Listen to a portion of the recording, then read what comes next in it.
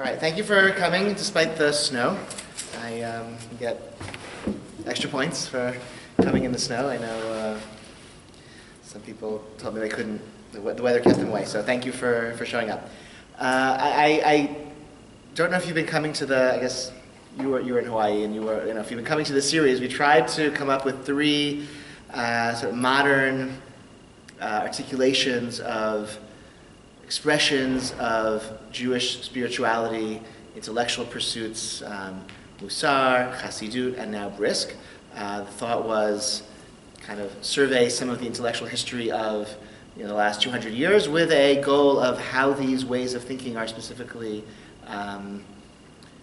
harnessed for spiritual development. Okay, so the last one is Brisk, a method of Talmud study, most typically thought of that way, but I'm sharing how it can be understood as a path of spiritual development. So the first two pages are from Wikipedia. This is just this is excerpts from the Soloveitchik family tree, okay? So the patriarch of the family, although he himself came from an illustrious family as well, but, okay, this is known as the Beit Levi, okay? Well, actually, let me go back. I had another piece of paper with where I wrote down some other dates and names, but okay, it's not here. Okay, that's all right. It's in my office, but I don't want to interrupt. It's a tiny slip of paper. You're not going to find it. I'm going to say things with confidence that is undermined. I don't actually. Okay. The Vilna Gaon dies, I think, the year 1800, 1801. Okay, thereabouts. Okay, when he dies, one of his and the Vilna Gaon was a really interesting person for many, many reasons. He was a genius. He opposed the Hasidic movement fiercely. He was a player in Jewish polemics. He had no formal position of authority, which makes him kind of also interesting from an historical perspective. It's a scholar who calls the Vilna Gaon the first modern Jew because he wasn't like the Rabbi of Vilna. He was just like the most important Jew in the world, okay? But he was not by virtue of an official position, by virtue of his reputation.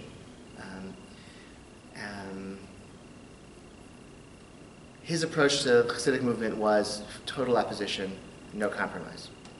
He dies 1801 or thereabouts. His student, Reb Chaim of Volozhin, or it was Chaim not yet of Volozhin, moves to Volozhin and opens the first modern yeshiva. When I say modern yeshiva, I mean a yeshiva it was like a modern institution. It had a faculty, it had administration, it had fundraiser, donors, okay? It had, students came from multiple cities in Europe to study there. Unlike earlier yeshiva, which were much smaller, were local, were run by communities, run by local rabbis. Chaim Volozhin opens a yeshiva that's going to be like a large institution that did in fact attract students from all over Europe.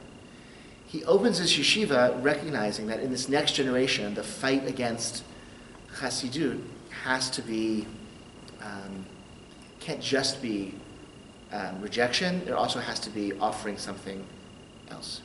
He writes a book called Nefesh HaChaim, which is still in print, still very popular, which is an articulation of, mitznagdic spirituality. Okay, what is the mystical vision behind the non-Hasidic approach to Jewish life? Okay, where the traditional hierarchy is preserved, where Torah study is the dominant mode of serving God and is the top pinnacle of potential human achievements and human pursuits. Whereas the Hasidim had sort of overturned that traditional hierarchy and placed prayer as more important than learning. Nefesh HaChaim is defense of Torah study as this pinnacle human achievement and the peak spiritual achievement. Chaim Volozhin dies in the 1820s. His son, Rav Itzel of Volozhin, is Rosh Yeshiva after him. He dies in the 1850s, and somebody else who's Rosh Yeshiva for just a few years. And then two Roshei Yeshiva are brought in as co-Roshei Yeshiva. One of them is Naftali Tzvihuda Berlin, whose portrait adorns our basement hall, known as the Netziv. And his co-Rosh Yeshiva was Yosef Dov Soloveitchik, the Beit Levi. The two of them don't get along so well. Okay, it's not so easy to have two Roshei Yeshiva. It works sometimes.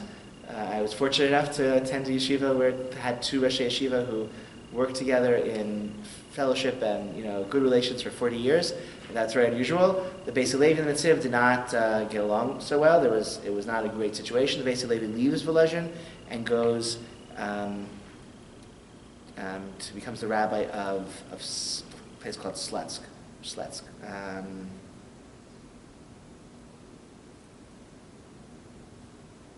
But eventually, Sletsk, right?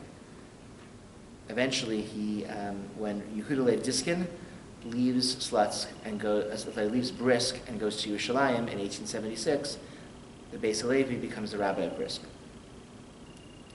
Rav Diskin was one of the really important. There's streets named after him all over Jerusalem. He was, if you ever know that synagogue in Yemid Moshe, it's like one of the.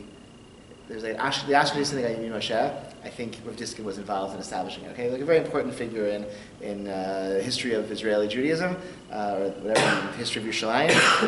So so Rav Yosef Dov Soloveitchik, the Beis Halevi, becomes the rabbi of Brisk. Brisk for non-Jews is known as Brest-Litovsk, very famous city, the site of the eponymous Treaty of Brest-Litovsk, which is when the Russians withdrew from Overone. They signed the Treaty of Brest-Litovsk. They ceded all of that territory in Western Russia to the Germans, which eventually became independent states. Okay, that's Brisk. His son, the next rabbi of Brisk, was Chaim Soloveitchik. So his years are 1853 to 1918.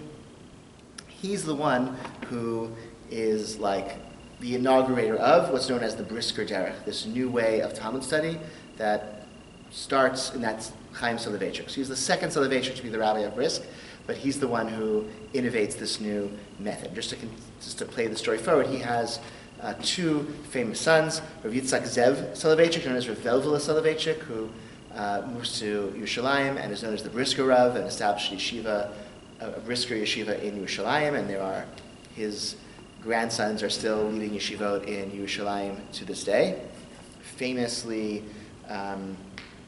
following the footsteps of his father, actually, in being a staunch anti-Zionist. Rav Velvela Soloveitchik, as the Brisker Rav, he actually, since he was in Yerushalayim, he could really put his money where his mouth lived, and put his money where his mouth was, and he famously refused any financial assistance from the state, and I think to this day the Brisker Yeshiva in Yerushalayim receives no financial support from the state. Turn the page.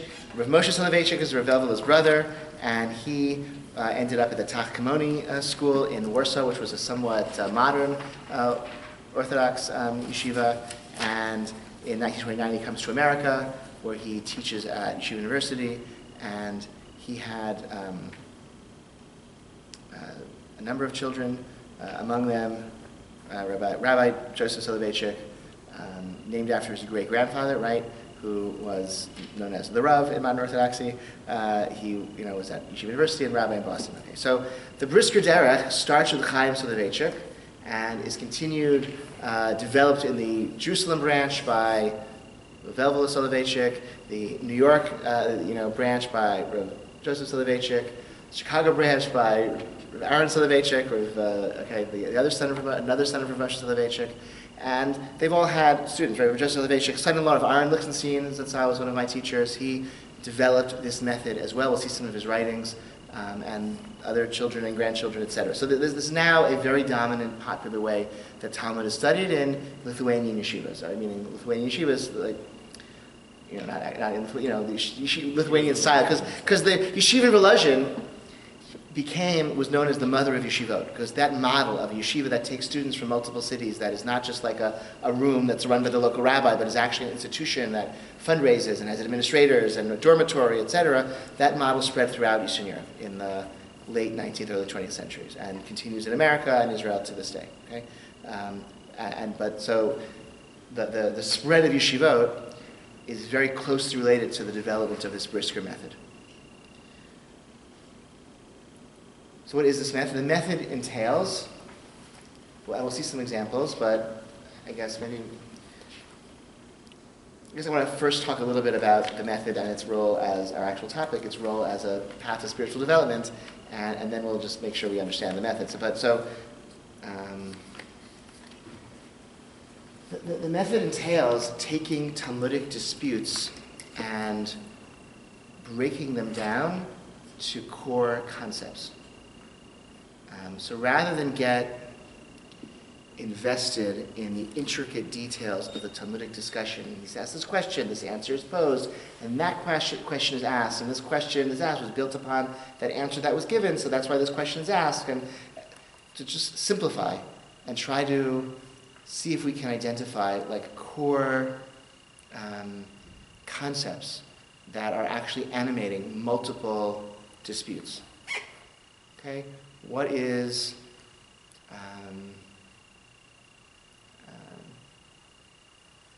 what is this? So a seeming contradiction. 5 different seeming contradictions. We can all say actually here's this one simple insight that can actually explain everything. So it really simplifies. It involves really not studying many of the achronim, many of the commentaries in the Talmud from the last 500 years, focusing on the text of the Talmud itself, and it's Rishonim, the core Rishonim, and not even focusing on the text of the Talmud as like the literary development of the sugya, really just really identifying the shitot. What are the positions? Rabbi Yossi says this, Rabbi Shimon says that, and then how can I then understand this in light of some other dispute? And then it all comes down to here's a hinge. We'll see some examples later. That's what it entails. It's very, very popular because there's a certain elegance, there's a certain scientific precision. You're not building castles in the air. You're like old style pilpul. You're just being like clear thinking. That was like sort of how it was sold. And you can discover new things, right? The Chaim Soloveitchik of Brisk, the original Chaim of Brisk, he published very little in his lifetime, but some of his ideas were spread in like underground stencils and traditions, and later published. But there's a real excitement of discovering new things, discovering new insights. That were, a strange phrasing in the Rambam. We can understand it, with these distinctions. Okay. So what does it have to do with how is this a spiritual, a path of spiritual development? So I think it's unclear that Chaim Brisker had that, thought about, would thought of that question.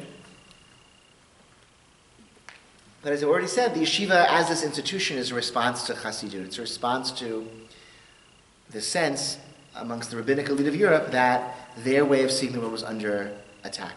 And so the yeshiva as an institution is meant to bolster Jewish commitment and spiritual intensity. And so the fact that this method is spreading and is seen as appealing is part and parcel of this movement to reinforce traditional Judaism against all the various threats. Originally Chassidut, eventually Chassidut, the Vilna Gaon was in the 18th century saw Chassidut as a threat.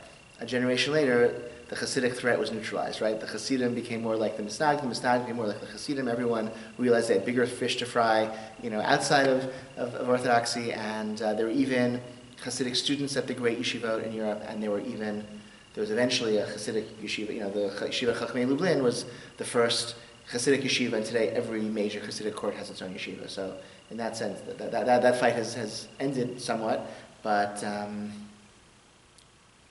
the yeshiva as an institution is bolstering religious commitment, but the method per se, I don't know if anyone would have thought of why or how it's a path to spiritual development. Sort of Joseph Soloveitchik of Boston and New York published a work called Halachic Man, published in Hebrew in the 1940s. It was translated to English in the 1980s. You have some excerpts here. And he says that this book is about defending the religious integrity and the reputation of this old style of Talmudic scholar, the Isha man of Halacha. And he says the Isha Halacha, the Halachic man, is different from, or in between a scientific worldview and a spiritual worldview. The spiritual worldview tries to transcend the world, to cleave to God. And the scientific worldview is rooted in this world and measuring it and quantifying it. And the man of halakha lives in between. He comes to the world to apply halachic parameters and definitions on the physical world that exists and doesn't seek to leave it behind. And so he sets it out as a unique kind of stance of being in the world, which is not the spiritual flights of fancy of the mystic, nor is it the fully secular dwelling in the physical world. So here's a passage. And so Vaichik is entirely, he got this all, he got a lot of this from none other than Immanuel Kant, who in the critique of pure reason, right? Okay, sets out this theory of epistemology, modern Kantian epistemology, which I tried to review this afternoon. Kant talks about information which is a priori, and information that sort of comes from, like you can get information from the world by observing it, and you can get information by taking, like a priori ideas that you apply to the world. And he couldn't understand, how could you say 2 + 2 = 4? Like you're not observing. It's a fact that it's not a tautology insofar as it actually says something new. It's like new information is disclosed with 2 + 2 = 4, but neither is it something that you can observe in the world. And so it seems to be some sort of paradox of like sort of a priori synthetic information. You're synthesizing facts and learning new facts, but it seems to be coming from your mind, not from observation. And Kant, somebody watching, none of you are shaking your head vigorously, so maybe I'm saying the right thing, or maybe you just don't know, and somebody watching this will yell at me when they see this. But so Kant says that in fact there are ideas and concepts that come from us. Okay, it's not sort of this. He flips the way we understood the world. Okay, this is the dawn of modernity. It's not that like the world exists and like we kind of just take it in. Actually, it's our minds, and the concepts in our minds are what define the world and characterize the world and shape how we know things. We're at the center, not the world. That's, I think, Kantian epistemology. That's this like epistemology just means the study of how we know things. Okay, so the Kantian revolution in epistemology is that it comes from us and we apply it outward. So the Vaichik says that's what the Isha Halakha is doing. We have a concept of Seder Kochavim, nightfall is, when 3 stars appear in the sky. That's a halachic concept. And it has all sorts of status. Okay, when Seder Kochavim, I can say Shema, or I can go to the mikveh, or I can count Sfirat HaOmer, or I can eat matzah if it's Leil HaSeder. These are halachic status changes that are initiated by the 3. And I go out to the world, and I see there are 3 stars in the sky. Like I see this natural phenomenon of darkness, and I impose upon it my halachic categories that are a priori because they didn't come from the world. They came from my study, my Torah discoveries. I uncover new insights in the Torah, and I take them and characterize the world with them. That's my spiritual stance. I'm looking at the world with, halachic man glasses, okay? So, we're going to look at the bottom paragraph, page 20, famous passage. Vinny, you read Halachic Man, right? I know you read it. I don't know if anyone... I read parts of it. Parts of it? Oh, I thought you read the whole... All right, got it. I read the whole thing. Okay. All right. Did you get to page 20? Yes, I think about halfway through. Okay. Yeah. You should read the second half. It's good. Okay. When a Halachic man looks to the western horizon and sees the fading rays of the setting sun, or to the eastern horizon and sees the first light of dawn and the glowing rays of the rising sun, he knows that this sunset or sunrise imposes upon him anew obligations and commandments. Dawn and sunrise obligate him to fulfill those commandments that are performed during the day, the recitation of the morning Shema, tzitzit, tefillin, the morning prayer, etrog, shofar, hallel, and the like. They make the time fit for carrying out of certain halachic practices, temple service, acceptance of testimony, conversion, chalitza, etc., etc. Sunset imposes upon him those obligations and commandments that are performed during the night, the recitation of the evening Shema, matzah, the counting of the Omer, etc. The sunset on Sabbath and holiday eve sanctifies the day. The profane and the holy are dependent upon a natural cosmic phenomenon.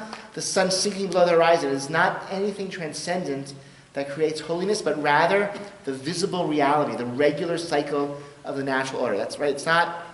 It isn't transcendent. It's very, very rooted in the world. But I'm imposing this, right? I'm seeing it with this framework.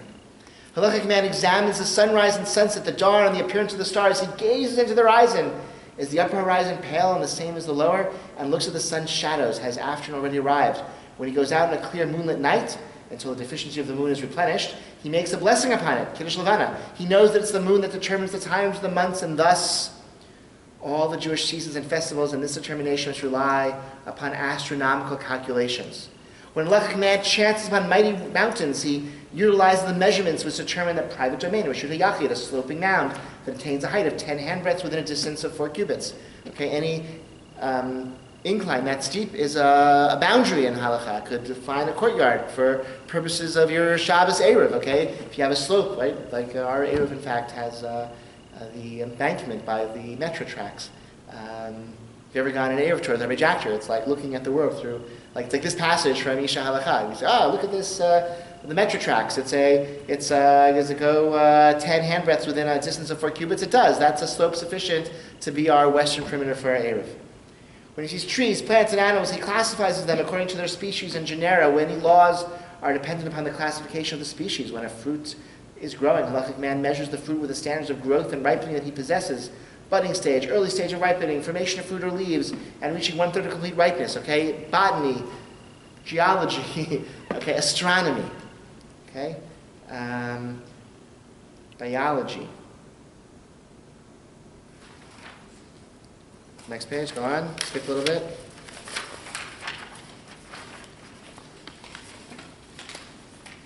Second paragraph, page 22. Halachic man explores every nook and cranny of physical, biological existence. He determines the character of all of the animal functions of man, eating, sex, and all the bodily necessities by means of halachic principles and standards, the bulk of an olive, the bulk of a date, the time required to eat half a loaf, the time required to drink a quarter loaf, eating in a normal or non-normal manner, the beginning of intercourse, the conclusion of intercourse, normal intercourse, unnatural intercourse, etc., etc. Halacha concerns itself with the normal as well as abnormal functioning of the organism, with the total biological functioning of the organism. The laws of menstruation, the man or woman suffering from a discharge, the mode of determining the onset of menstruation, virginal blood, pregnancy, the various stages of the birth process, the various physical signs that make animals or birds fit or unfit for consumption, etc., etc. Physiology, anatomy, biology, it all has definitions. There is no real phenomenon to which halachic man does not possess a fixed relationship from the outset and a clear, definitive a priori orientation. A priori, that is Kantian language. Everything has an a priori definition or a toolkit for evaluating, understanding what he comes, okay? And not just physical world. He's interested in sociological creations, the state, society, the relationships of individuals in a communal context. The halakha encompasses laws of business, torts, neighbors, plaintiff and defendant, creditor and debtor, partners, agent, workers, artisans, bailies, etc. Family life, marriage, divorce, chalitza, sota, conjugal refusal, the respective rights, obligations, duties of a husband and a wife is clarified and elucidated by it, etc., etc. Middle paragraph of the next page, 23. Halacha has a fixed, a priori relationship to the whole of reality, all of its fine and detailed particulars. Halachic man orients himself to the entire cosmos and tries to understand it by utilizing an ideal world which he hears in his halachic consciousness. All halachic concepts are a priori, and it is through them that a halachic man looks at the world. As we said above, his worldview is similar to that of the mathematician, a priori and ideal. A priori, again, the mathematician isn't figuring out her calculations by observation. She's doing it by her own intellectual discoveries, right? She's sitting down with a pad of paper and discovering things about numbers that don't exist. That's a priori, that's ideal. It's based on her ideas. And that's how this works. But both the mathematician and the halachist gaze at the concrete world from an a priori, ideal standpoint and use a priori categories and concepts which determine from the outset their relationship to the qualitative phenomena they encounter. There's one question which they raise: does this real phenomenon correspond to their ideal construction? So that's what we do. We try to model the world so that, of course, so that we see the world with halachic concepts, and we mold the world in the image of halakha. And in the second half of the book, he says we mold ourselves in the image of halakha, and that's the greatest act of creativity. The greatest act of imitatio Dei is to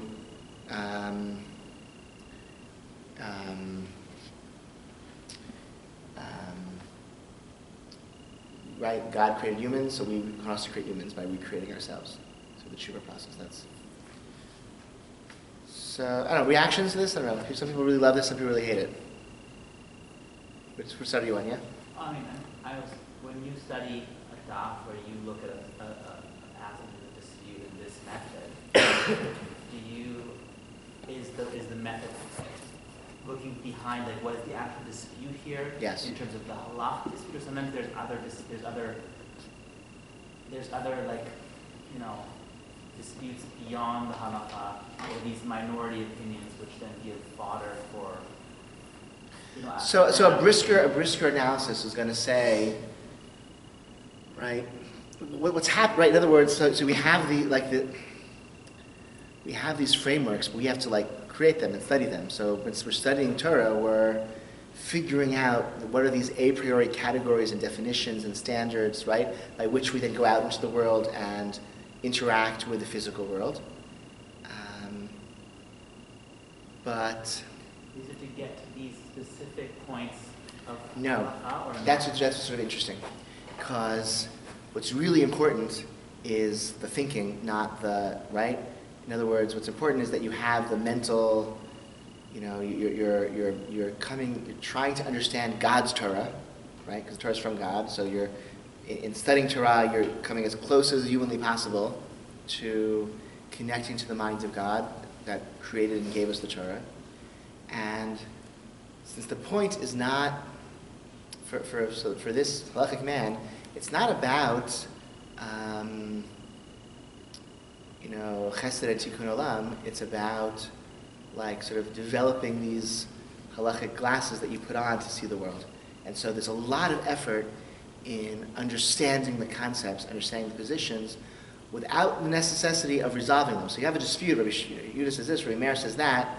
The goal is to understand what's the basis of their dispute, what's the conceptual underpinning of their dispute, and then that really mitigates against actually resolving it.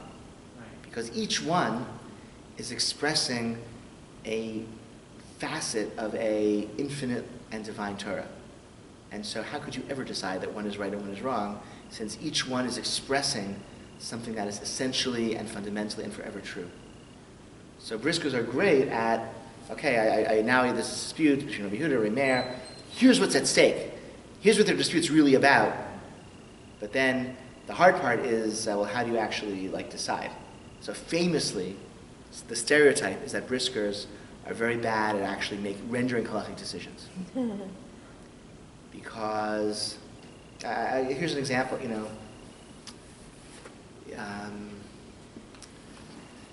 this whole question during the Shemitah year, the sabbatical year in Eretz Yisrael, the land is sold to a Gentile, and then the land continues to be farmed during the sabbatical year. And in this way, the Israeli economy endures, et cetera, et cetera. So it goes back 120 years, 140 years almost.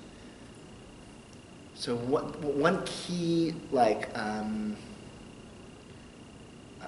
of hinge in which this whole process does or does not work is whether or not land in Eretz Yisrael that's owned by a Gentile loses its halachic status or is therefore exempt from these agricultural mitzvah or not. Yesh kinyan v'akum b'Eretz Yisrael lafkia, right, or not. And I forget.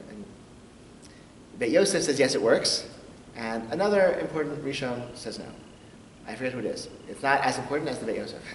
From the standpoint of halakha, you have the Beit Yosef. What else do you need? Okay, just go home. You're done. It works.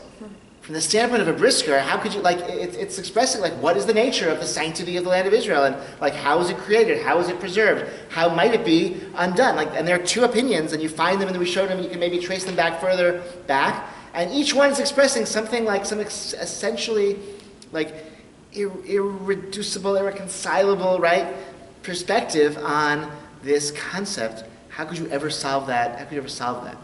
How could you ever resolve that? And so the Briskers will say, well, I don't know, like, maybe, again, stereotypically, let's not resolve it, let's try to be strict and accommodate multiple opinions. That's also another stereotype about Briskers. They try to accommodate as many opinions as possible in their halakhic lives because, like, each opinion is reflecting, like, once you understand the basis of each position, how could you ever render a decision and not do one of them?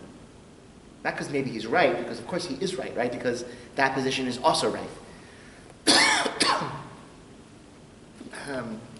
So the spiritual path is not about strictness for the sake of being strict. It's about strictness that comes from an understanding of what is happening in the halachic process.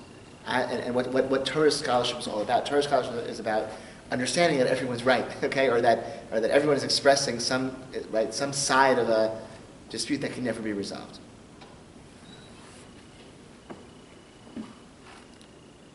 Any other passages before? I mean, I sort of said a lot, but just before we leave this passage in Halakha Mem Beside, like it, don't like it. People have very strong reactions to it, so that's why Okay. Yeah. I think it makes a lot of sense. I think, in the sense that, like, halakha isn't like a legal system, also, right? What halakhic men sees is that halakha isn't a legal system; it's like a way of life, a way of being.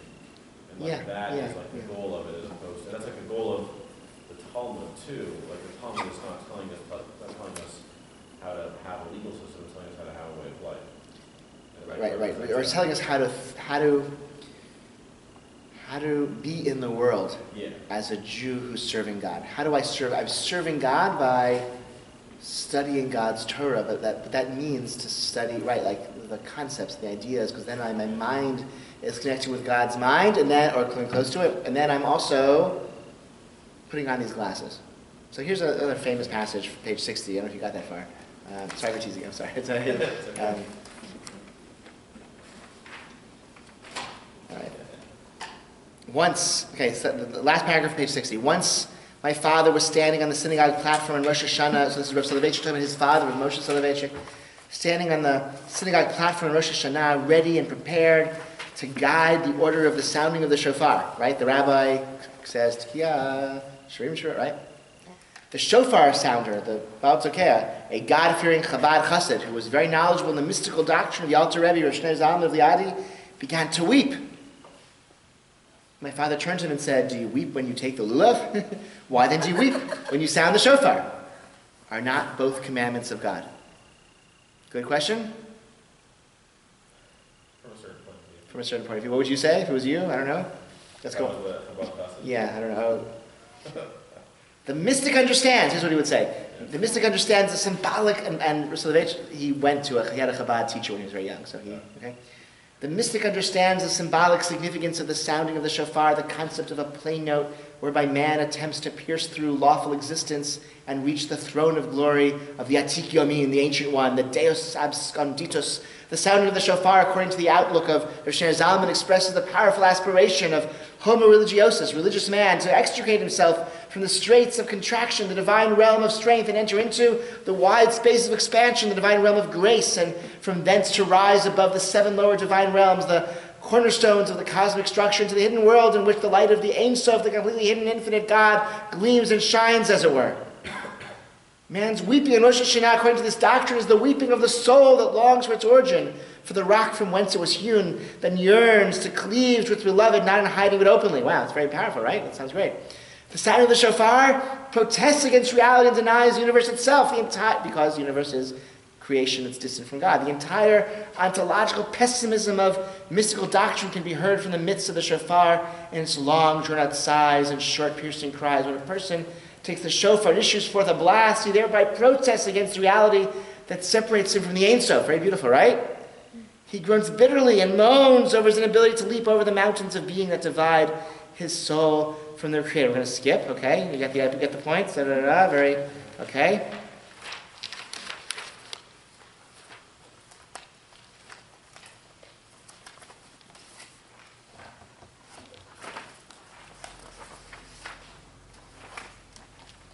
Middle paragraph on page 62. The sounding of the shofar represents the yearning for the Deus Absconditus, whom no thought can grasp, who is separate and removed, awesome and holy. The shofar weeps, wails, and moans over the infinite distance that separates the cosmos from the Ein Sof, the infinite God. Therefore, it negates the world and raises man to the most absolute transcendent mode of existence. In contrast, taking the lulav and the etrog, the fruit of the goodly tree, sustains and affirms the beautiful and resplendent world, which reflects the glory of the God who fills and encompasses all worlds. Very different, right? The shofar were so sad that we're distant from God, that this created world, this physical world, appears to be separate from God, and we're yearning to transcend that distance. Lulav and etrog is about bounty here in this world that's filled with God's presence. The Targum, the Aramaic translation of the Pentateuch, translates the biblical name of Rosh Hashanah, day of the blast of shofar, as a day of mourning, Yom Yevavah. In contrast, the Torah enjoined special rejoicing on the festival of Sukkot, and ye shall rejoice before the Lord your God 7 days. Halachic man, however, does not distinguish between the two commandments. He is completely immersed in the cosmos, whether in Rosh Hashanah or Sukkot. The mystics cleave asunder the barriers of the objectivity and the concreteness of the commandments. On a wondrous craft, they navigate the waves of a mysterious subjectivity that surges and flows, that is constantly changing its shape and form, that is always metamorphosing, assuming new images, different guises, and the waves come and sweep the craft along and carry them into realms. Not so is the manner of halachic man. He does not wish to snap the fetters of the objective world and demolish the iron bars of the firm and fixed lawfulness of this world. The Shekhinah, the divine presence, does not anguish over the mystery of Tzimtzum, over her descent into the empirical realm. Accordingly, halachic man does not wish to free either her or himself from this realm. Okay? God made the world. God set us here. We have mitzvah to do. Let's do the mitzvah. And theories of Judaism emerge from the halakha, from facts. They should be scientific, meaning based on objective facts. I know there's a mitzvah to take the lulav, I know there's a mitzvah to blow shofar. Okay, let me to figure out the nature of these mitzvot from the facts that I know. The halakhic details are like the data points that I can use to construct my theories. Okay? This is a very evocative description of a position he ultimately rejects, I think. Right? That's the mystics do it. Does he what? Does he reject it, or does he just say halachic man doesn't? Good point. Okay, that's maybe you. Yes. So fair point. And I think Rabbi Clapper, I think famously, or to me famously, said halachic man would not have written halachic man. Okay, he's not necessarily describing his own worldview.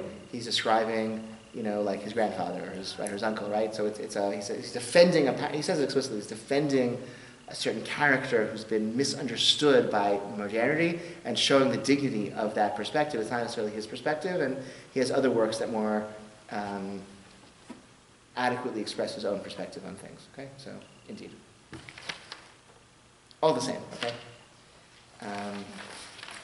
let's see some other things.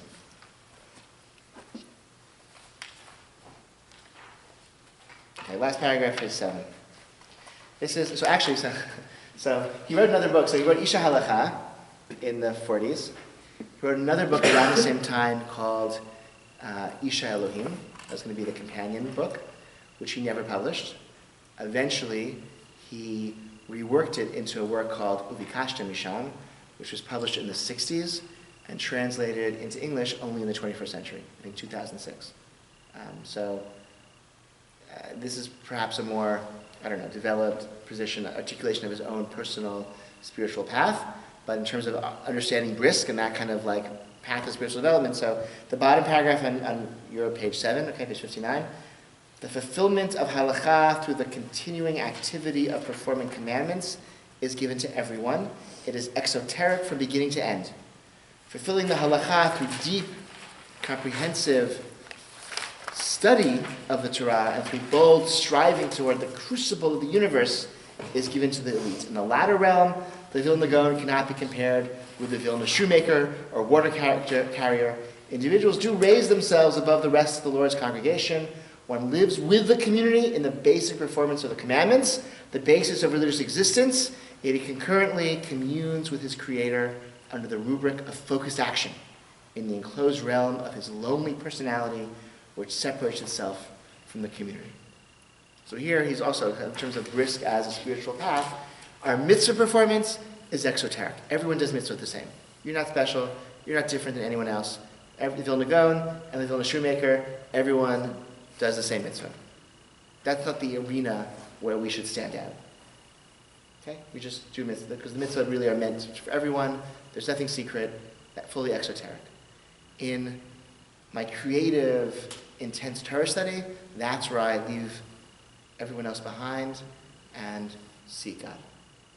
So that's another, it's an arena of discovery and like individualization, right? Or, okay, where I leave everyone, okay, because my halachic practice is exoteric, my halachic study, my hidushim, that sets me apart in my own quest for God.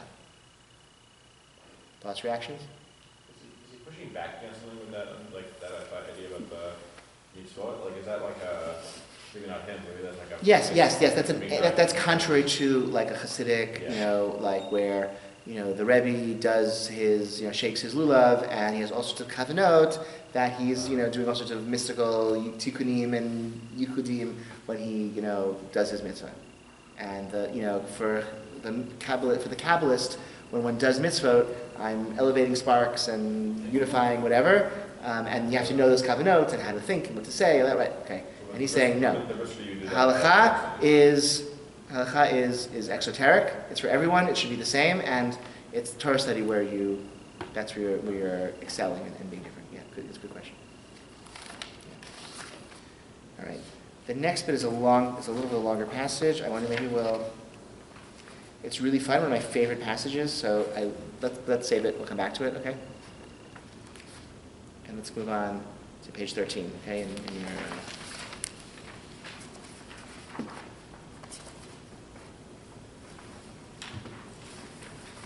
This is an essay by Wolkenfeld Zatzal, my teacher, who was Rav Soloveitchik's son-in-law, and died just a few years ago.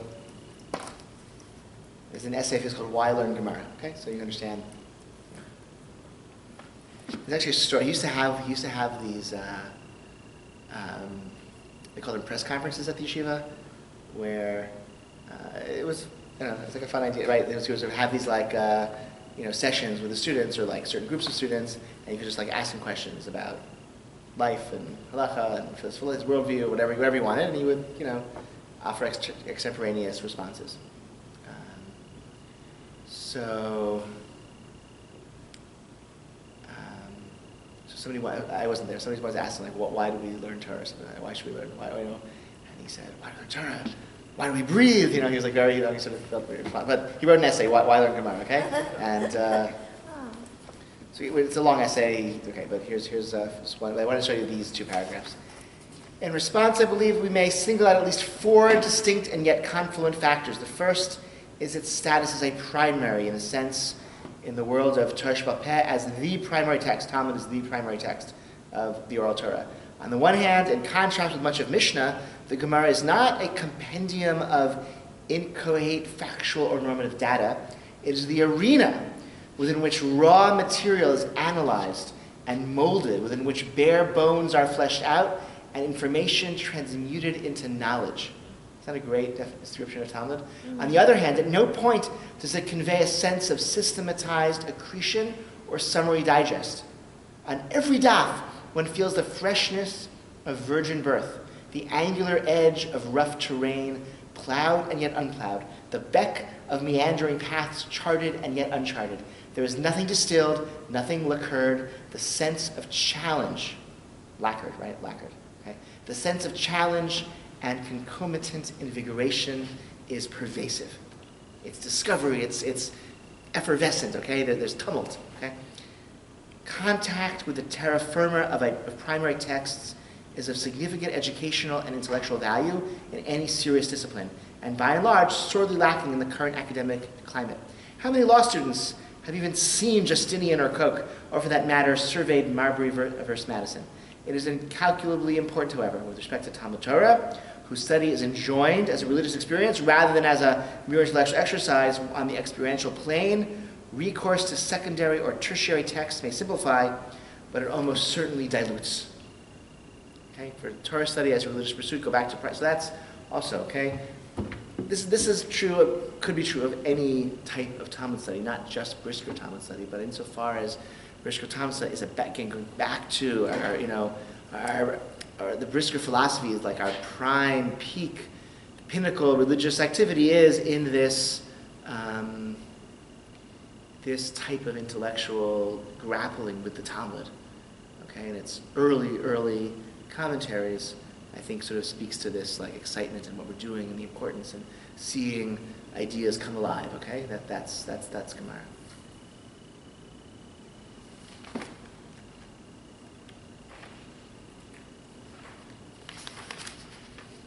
And the next page also, let's go. Oh, I guess he continues also, yeah. There's a continuation of that same passage. He's talking about also like our coming into contact with Chazal, the rabbis also. The part I bracketed on page 12, or page 14 of your Xerox, page 12 of the source. We acknowledge them by dint of their being with an eye to Justice Jackson's distinction, both final because right and right because final. That's our attitude toward Chazal, okay? By virtue of the conjunction of their distinctive greatness and their historic position, for an aspiring Ben Torah, linkage with them has particular significance. It is best attained by learning Gemara. Okay, learning Gemara, we come to know Chazal, okay, these great figures of our tradition.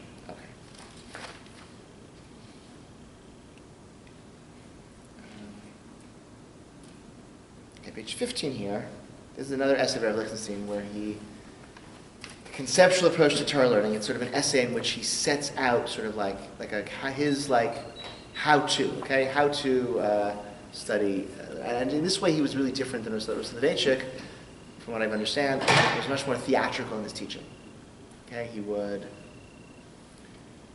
teach a text and present a challenge and possible answers to the challenge and why they don't work and they fail, and then eventually say, here's the result. I remember my father saying, and then you were, and here's the, and then everyone would solve all the problems.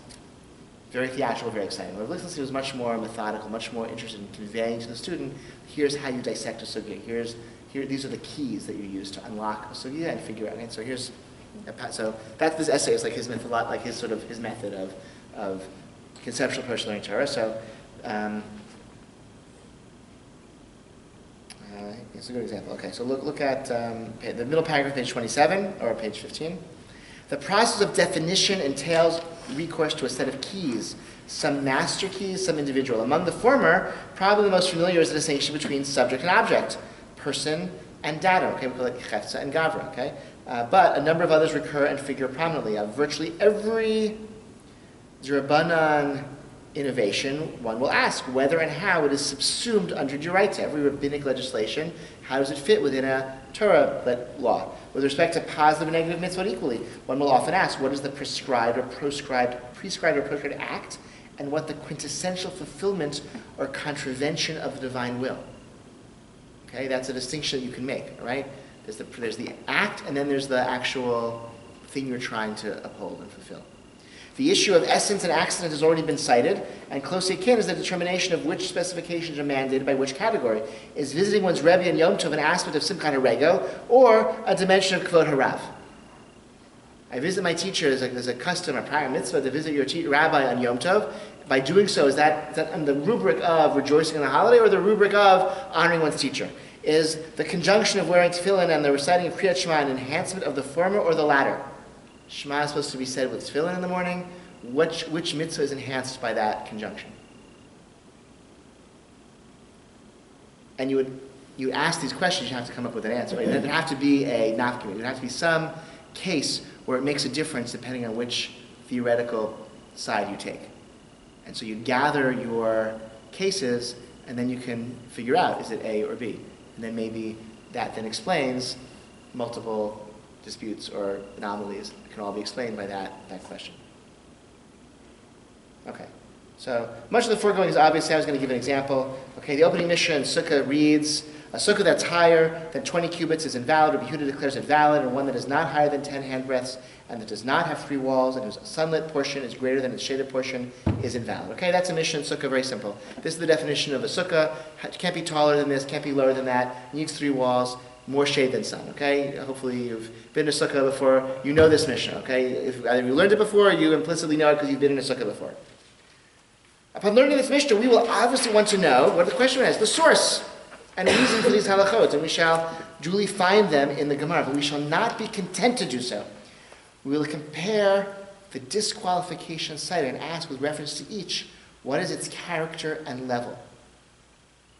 A sukkah too high, a sukkah too low, a sukkah with only 2 walls, a sukkah with more sun than shade. Does the preponderance of sun over shade negate the very definition of a sukkah, it being quintessentially a shady nook? Is it only rendered an invalid sukkah?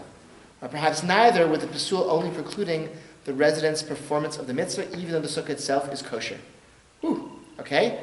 A sukkah that has more sun than shade.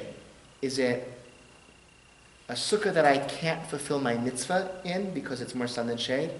Is it an invalid sukkah because it's more sun than shade? Or is it not a sukkah at all because it's more sun than shade? So this seems very theoretical and abstract. So if this were but you'd have to figure out some case where it actually made a difference. Which of these 3, and maybe now you understand why Rambam and Tosfot and Rashi say this interesting thing, because based on the way they each answer this question. And perhaps all of these are correct, but with regard to different levels of light, okay, etc., etc., etc.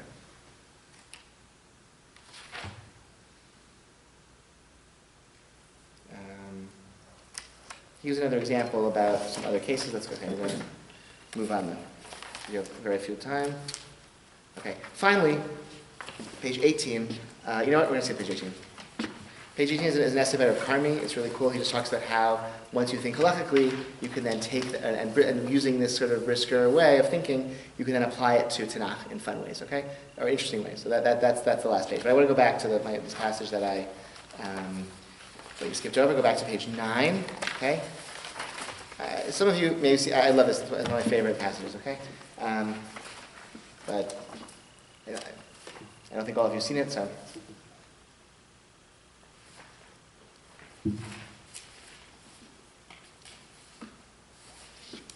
Okay, so he writes, I remember myself as a child, okay, beginning of the page 9 in your photocopies. I remember myself as a child, a lonely, forlorn boy. I was afraid of the world. It seemed cold and alien. I felt as if everyone were mocking me. But I had one friend, and he was, please don't laugh at me, Maimonides, the Rambam. How did we become friends? We simply met. The Rambam was a regular guest in our house. Those were the days when my father, my mentor, was still living in the home of my grandfather, the great and pious Rabbi Eliyahu Feinstein of Krishna. Father sat and studied Torah day and night. A rather small group of outstanding young Torah scholars gathered around him and imbibed his words thirstily. Father's lectures were given in my grandfather's living room where my bed was placed. I used to sit up in bed and listen to my father talk. My father always spoke about the Rambam. This is how he would proceed. He would open a volume of the Talmud and read a passage. Then he would say, this is the interpretation of the Ri and the other Bali HaTosafot. Now let us see how the Rambam interpreted the passage. Father would always find that the Rambam had offered a different interpretation and had deviated from the simple way. My father would say, almost as a complaint against the Rambam, we don't understand our master's reasoning or the way he explains the passage. It was as if he were complaining to the Rambam directly, Rabbeinu Moshe, why did you do this? My father would then say that prima facie, the criticisms and objections of the Ravid are actually correct. The Ravid wrote a critique of the Rambam, right, a gloss. The members of the group would jump up and each of them would suggest an idea. Father would listen and rebut their ideas and then repeat, our master's words are as hard to crack as iron. But he would not despair. He would rest his head on his fist and sink into deep thought. The group was quiet and did not disturb his reflections. After a long while, he would lift his head very slowly and begin, Rabbosai, okay, gentlemen, let's see. And then he would start to talk. Sometimes he would say a great deal, other times only a little. I would strain my ears and listen to what he was saying. I did not understand anything at all about the issue under discussion, but 2 impressions were formed in my young, innocent mind. 1, The Rambam was surrounded by opponents and enemies who want to harm him, and 2, his only defender was my father. If not for my father, who knew what would happen to the Rambam? I felt the Rambam himself was present in the living room, listening to what my father was saying. The Rambam was sitting with me on my bed. What did he look like? I don't know exactly, but his countenance resembled my father's good and beautiful face. He had the same name as my father, Moshe. Father would speak. The students, their eyes fixed on him, would listen intently to what he was saying. Slowly, the tension ebbed. Father strode boldly and bravely. New arguments emerged. Halachic rules were formulated and defined with wondrous precision. A new light shone. The difficulties were resolved. The passage was explained. The Rambam emerged the winner.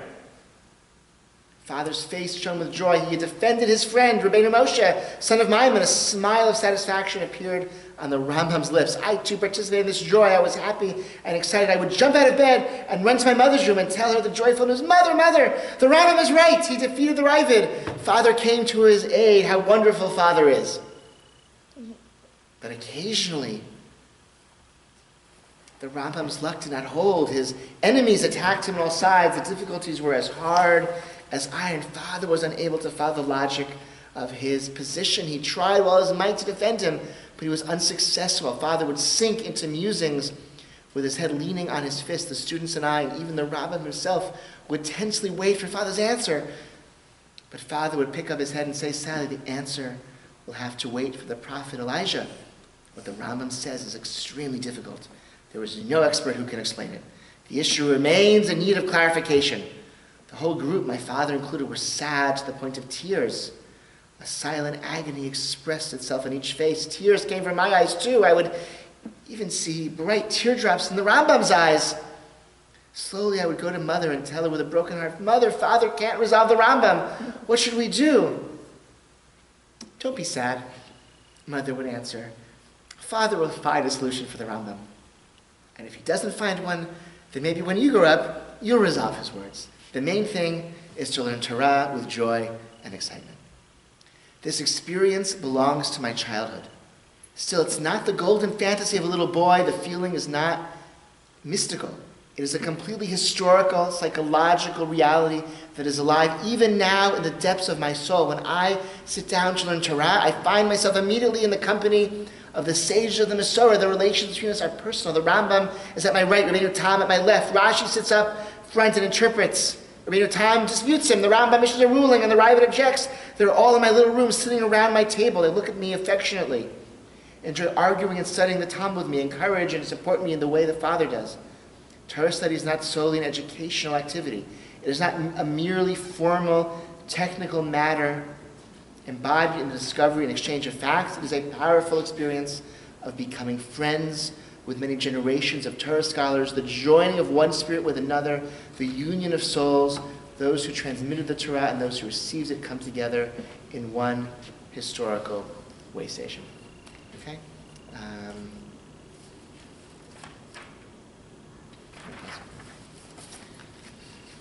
I don't think this is limited to Brisker, study per se, but I think it exemplifies, right, the focus on, again, like these particular personalities, understanding them, figuring out like what they were getting at, like why they said what they said, what was at stake in their disputes, and then joining in that Beit Midrash with them and discovering new insights. So we'll pause here. I think time is about done. Thank you for coming. Have a good night. Stay warm. Stay dry. All right. So good.